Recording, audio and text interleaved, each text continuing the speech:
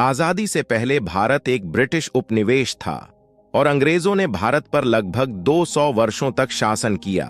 इस अवधि के दौरान भारतीयों ने बहुत कष्ट और गुलामी सहन की और स्वतंत्रता प्राप्त करने के लिए अपने प्राणों की आहुति दी।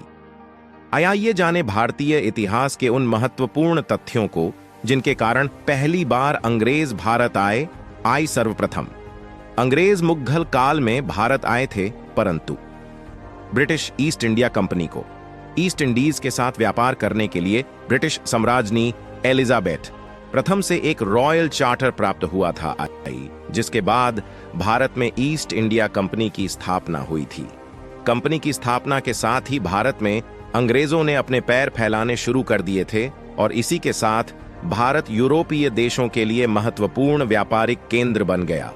यूरोपीय देशों के मध्य भारत में मसालों के व्यापार पर एकाधिकार स्थापित करने की होड़ सी लग गई, जिसके परिणाम स्वरूप कई युद्ध भी हुए। दक्षिण व दक्षिण पूर्व एशियाई राष्ट्रों के साथ व्यापार करने के लिए 1600 में John Watts and George White द्वारा ब्रिटिश जॉइंट स्टॉक कंपनी, जिसे ईस्ट इंडिया कंपनी के नाम से जाना जाता है, की स्थापना की गई थी। प्रारंभ में इस जॉइंट स्टॉक कंपनी के शेयरधारक मुख्य रूप से ब्रिटिश व्यापारी और अभिजात वर्ग के लोग थे और ईस्ट इंडिया कंपनी का ब्रिटिश सरकार के साथ कोई सीधा संबंध नहीं था।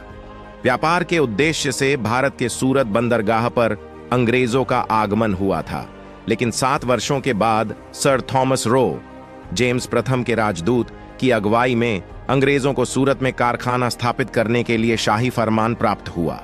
इसके बाद ईस्ट इंडिया कंपनी को मद्रास में अपना दूसरा कारखाना स्थापित करने के लिए विजयनगर साम्राज्य से भी इसी प्रकार का शाही फरमान प्राप्त हुआ था।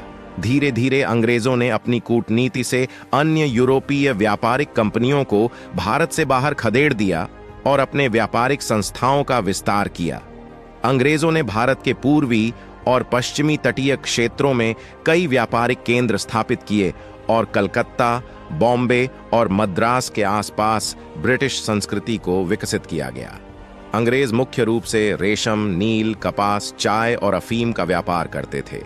व्यापार के दौरान अंग्रेजों ने देखा कि भारत सामाजिक, राजनीतिक और आर्थिक तौर पर बिल्कुल ही अस्त व्यस्त है तथा लोगों में आपसी मतभेद है, और इसी मतभेद को देखकर अंग्रेजों ने भारत पर शासन करने की दिशा में सोचना प्रारंभ किया था।